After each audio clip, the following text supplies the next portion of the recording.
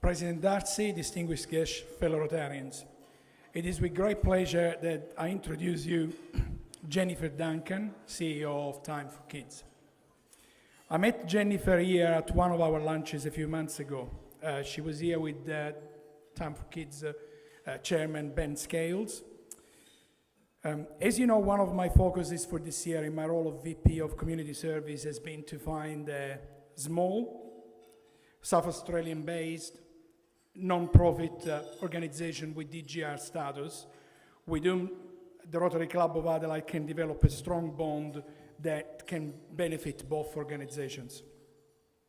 Time for Kids is certainly proven in this first few months to tick all those boxes and has shown all the signs of becoming such a great partner beneficiary for our club. I now hand you over to Jennifer. I'd like to start by saying thank you to the Adelaide Rotary Club for nominating Time for Kids as one of its charity partners and for inviting me to come along and address the lunch today. I am enormously proud of, of my inability to speak into a microphone and of the work that Time for Kids does, and it's an absolute privilege to be able to share that with you. Time for Kids was formed in Adelaide in 1960 by William and Betty Scales, and at that time William was the stipendiary magistrate for the South Australian Juvenile Court, and it was while he was in this role that William identified the need for the organisation that was originally called the Society of Sponsors and which ultimately became Time for Kids. According to William, of the children who came before his court, almost without exception, they are products of disrupting experience, neglect, lack of adequate supervision and direction, and absence of parental affection. Time and again, a child appears in court who I feel only needs a sponsor to help him overcome his problems. And with that, William and Betty hit upon the idea to form Time for Kids. Now, the proposal was a simple one.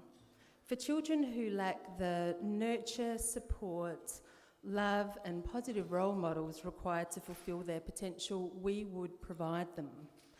And they wouldn't be provided through a welfare model as such. They'd be provided in the form of a relationship, one that we would help to create between a child in need and an adult or family who was willing to spend regular time with them over many years and play a significant role in that child's life and development.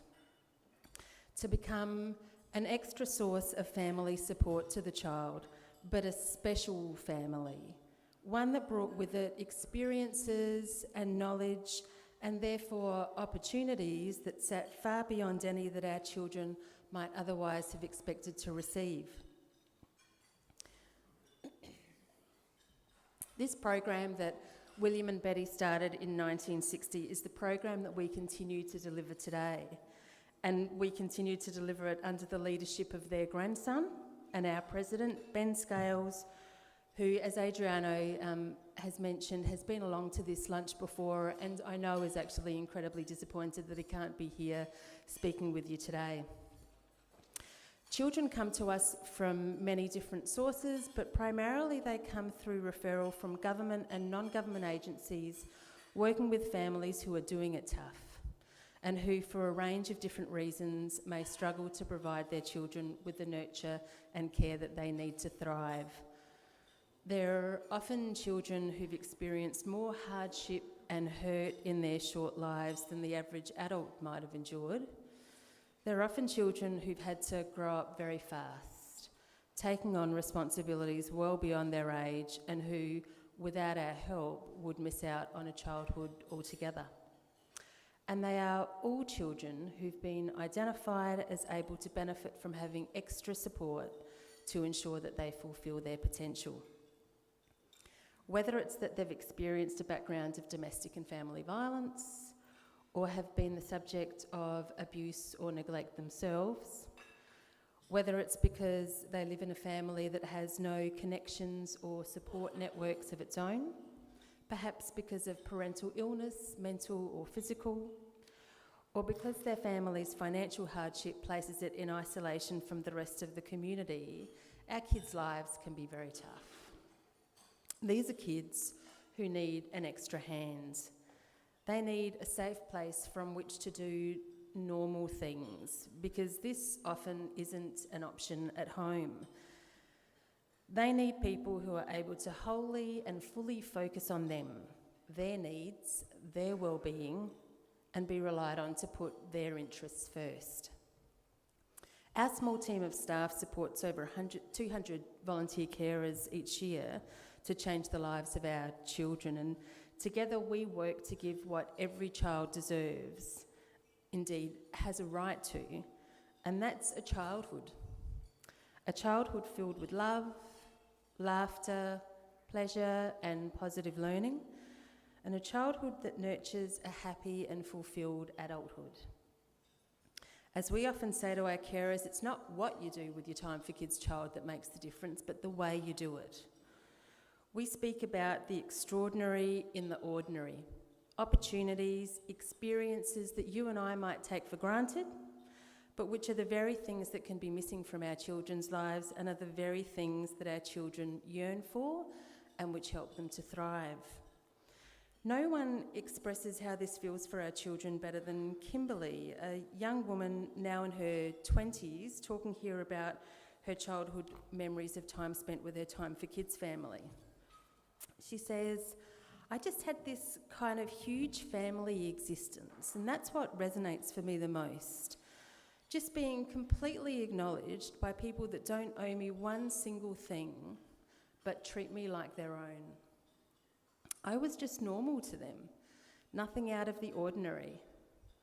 And that's what's so special about it, you know? Nothing out of the ordinary. That's the wonderful thing about it."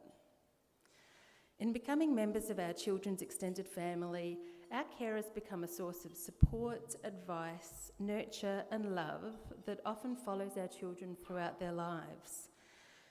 There is a story that I love which demonstrates this far better than my own words ever could, and if you'll indulge me, I'd like to share it with you today. It's the story of Matthew, a man now in his late 20s, living and studying in Melbourne. I should say at the opening that Matthew was one of 7 children. He was the only one who went through the program at Time for Kids. For this we do not know why, but we do know that that was the case. And we also know that he's the only one in his family who hasn't had subsequent trouble with mental illness, drugs or crime. So in some ways Matthew is our own little test case. And we think we know why his pathway was so different to that of other children in his family. Most people take it for granted that we all make choices. The only difference, they say, is that some people make good choices and others don't.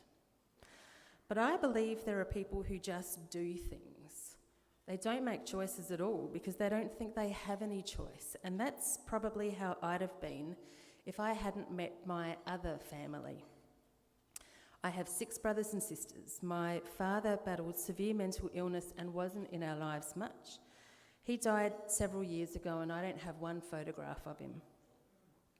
My mother found it hard to raise us on her own, but as an adult, I now realise that under the circumstances, she did a good job. Needless to say, though, life was chaotic. I didn't have any of my own toys or the experience of playing peacefully on my own. We didn't have family outings, and the quiet members were never the centre of attention in our family. When I was 5, I met Sarah and Greg and their son Ben through Time for Kids. For 17 years, they have been my other family for at least one weekend a month and more often as time went on. People ask me if it was hard to move backwards and forwards. No, it wasn't. My only problem was guilt that my brothers and sisters didn't have the same experience as I had. It took no time at all for Ben and I to become best mates. He shared all his toys with me and his friends as well. I can still remember hanging out with the local kids, swimming in the neighbour's pool, playing street hockey, kicking the football with girls and boys and having great backyard parties. It was like being introduced to another world. So of course, the times I spent with Sarah, Greg and Ben dominate my childhood memories. Something that stayed with me as a really special memory happened during one of our regular trips to the River Murray. Greg had a ute big enough for all four of us to fit in the front seat. It was raining, Ben had fallen asleep, so Sarah and Greg chatted to me about school and life in general.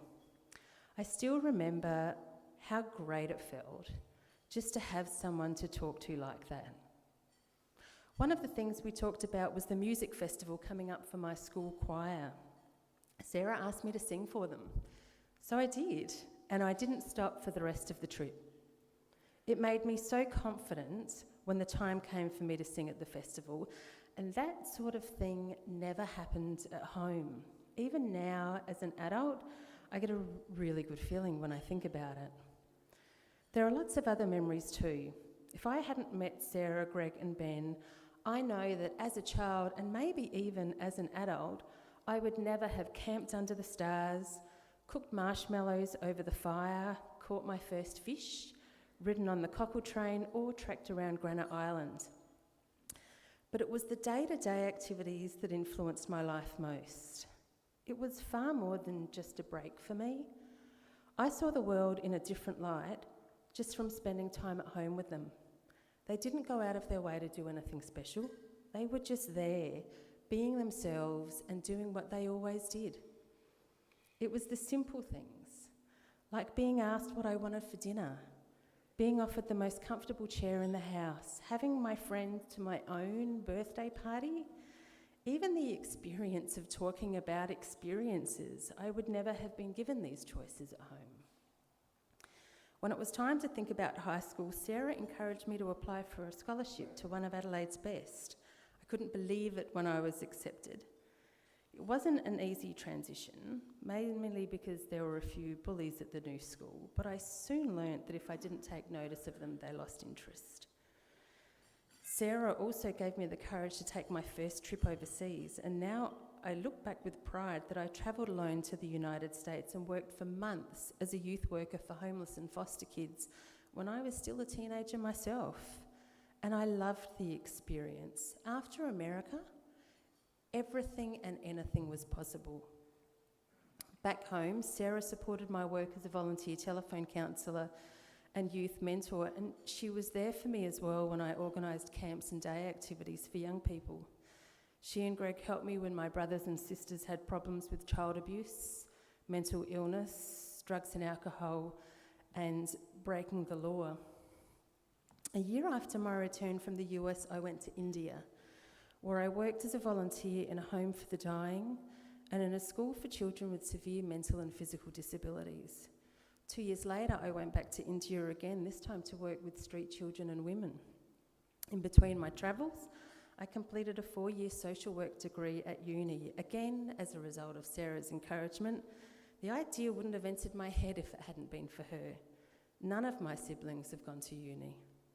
Soon I'll be off to India again, this time to work at a daycare centre so that the children's mothers can have an opportunity to earn an income. I've also put things in place to work in the slums and rural villages of Kenya for a few months with non-government charity organisations. Or there's a chance I'll work in Sierra Leone to assess a refugee program.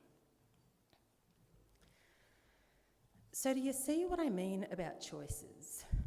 For a 22-year-old, I've made plenty and I don't regret one. I love my life.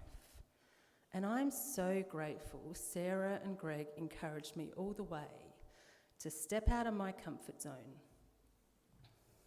Greg's my male role model and the father I never knew. And Sarah, she's awesome. Kind, wise and trustworthy. I still confide in her. Ben and I have weekly contact and continue to be best mates. How does anyone show their gratitude to people who give such wonderful gifts? If I had never been offered the chance to expand my horizons when I was younger and to experience a different way of life, I wouldn't have developed into the person I am. I liken my experience to me standing on a riverbank, never to reach the other side. But then Greg, Sarah and Ben came along and offered me a stepping stone to get closer to the other bank. Right now, I'm reaching the other side and surrounded by stepping stones. But if that first stone had never appeared, I'm not sure where I would be. A couple of years ago, Matthew was best man at Ben's wedding. His other family is still very much in his life and he in theirs. And you'll have noticed his reference to being a quiet member of his family early in the story. I promise you, he isn't quiet now. This is only one of many truly heartwarming stories about Time for Kids and the impact of our work that you can read in It's About Time. This is a book that we published on our 50th anniversary, and we've popped a copy in everybody's place today. I would absolutely love it if you would go home and have a look through it tonight. I still can't read it without getting tears and goosebumps, and I promise you the same will be the case for you. Thank you very much again for your time and your interest.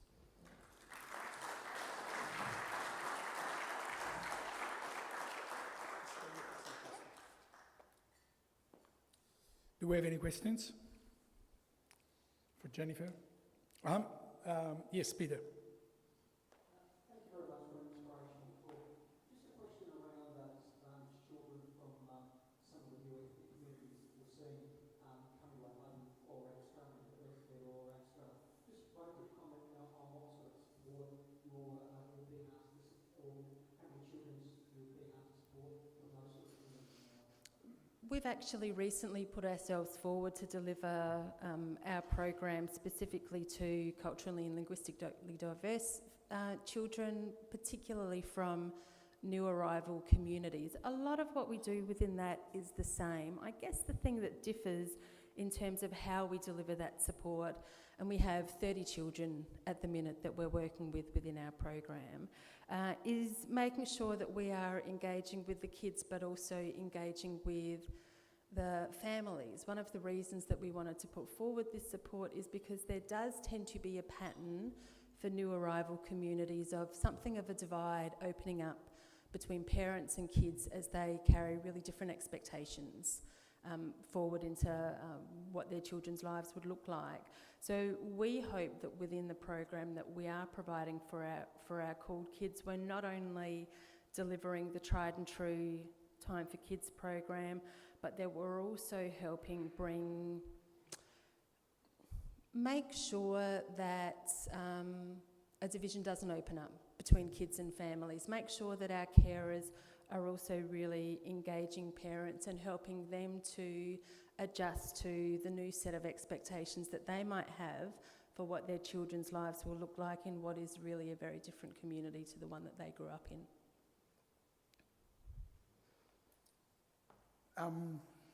Peter? Thank you. Most informative. Probably a leading question. But this week we've heard yet another report or two into the public system and how a system that has so much money to do it can get it so wrong, and yet an organisation like yours that runs literally on the smell of an oily rag can get it so right. Would you care to comment? Taking the second part first, you're right. What we do is incredibly simple, but it's also incredibly powerful. And we like to think that one of the things that we do is we stop this driving demand that we see in the out-of-home care system, because we're delivering parents and family support before things get to a point of crisis. I would have to say that the announcement that were made yesterday in terms of changes to the system, I think have been widely welcomed by organisations like ours and seen as being a real positive. I think it's also fair to say that we have a chronically broken child protection system, not only in South Australia, but I don't think there's a single state or territory in this country that's doing it well. The leading component as to why aren't more people taking notice? I'm pleased to tell you that I think that they are. I think that there are a number of people connected with reforming the child protection system at the minute who are really aware of what we do and see great strength in it. But I think we also have a difficult situation in that we have so much crisis within our system that the system becomes incredibly crisis oriented, and so a positive early intervention approach like ours sometimes simply doesn't make it on the list of things to support. But we hope that that's going to change.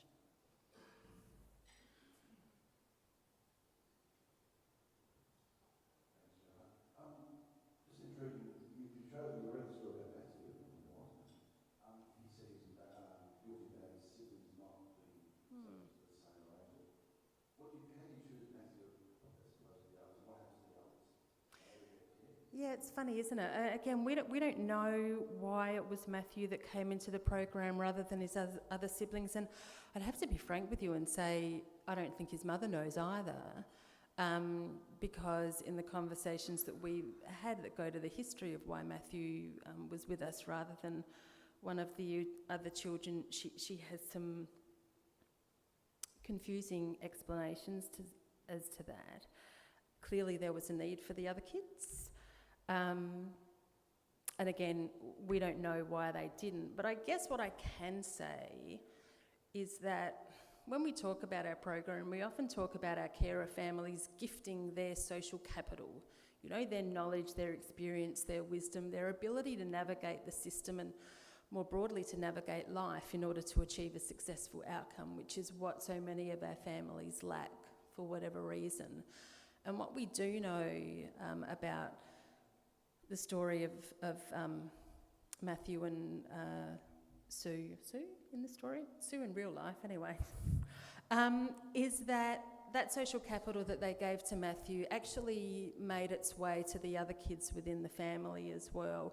So they are not only Matthew's extended family, but they are also, to some extent, the extended family of his siblings. And I think there was mention in the story about the fact that they've all had problems with child protection system, justice system. So whether it was about Matthew's Time for Kids family helping him to bail out a sibling or helping a sibling to access the kind of support services that they need, that is a form of support that also came through as a result of his connection with them. I can tell you that all of the siblings are still living in Adelaide. Matthew is over regularly. He's studying in Melbourne at the minute to become an actor. But anyway. And there's still a lot of contact between his Time for Kids family and his birth family. So whilst his siblings perhaps didn't quite get the gift that Matthew did, they got something.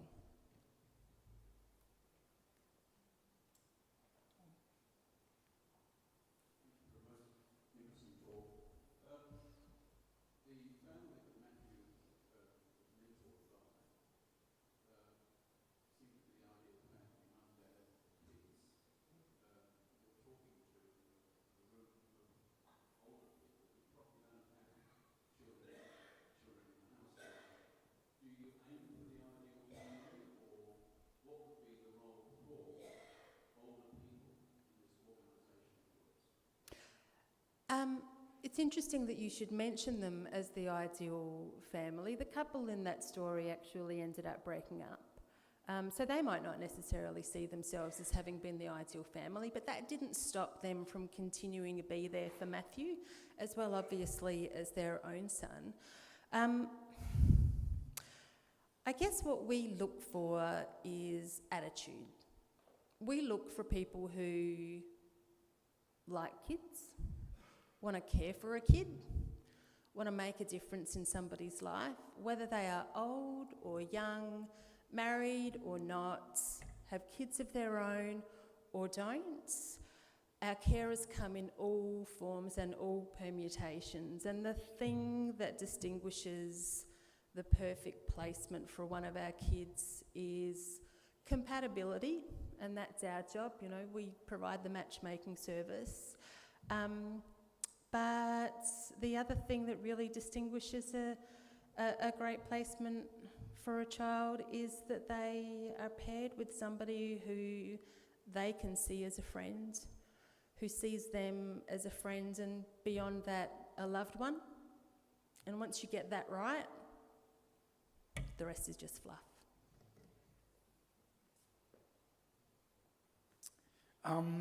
Thank you for that question, Tom. In fact, I think the role of grandparents in the part of the world I come from is fundamental. It's absolutely fundamental. I've been brought up in my first 10 years of age much more by my grandparent than my parents. And that's simply because my parents were busy at work in that stage of life, and they were there. We know they were there, but they were also busy with what they were doing, and the grandparents had more time at ends to provide all the actual physical contact and presence that my parents weren't able to do. I also want to say we've been very lucky, a lot of us in here, and certainly myself, to have fantastic family and understand the value of the support of a family that can have to us growing up in life. So it's quite easy to comprehend how important the job of Time for Kids is. And beside the role of partnership and supporting our event, which is what got us together initially, I also feel that definitely there is a space for a lot of people in this room and in our club to probably look at supporting Time for Kids directly rather than just as a check ending over at the end of a year. So I would encourage anyone who has got that capability, availability of time and intention to take up a job like that to definitely get in touch with Jennifer. I just want to thank you immensely for addressing us, and above all for working together from this year onwards. You've worked with us before as an organization for a few years, but I think we just want to strengthen that relationship going forward as well. So thank you so much, Jennifer. That's just a little present from us as well. Thank you very much. For addressing us. Thank you. Thank you.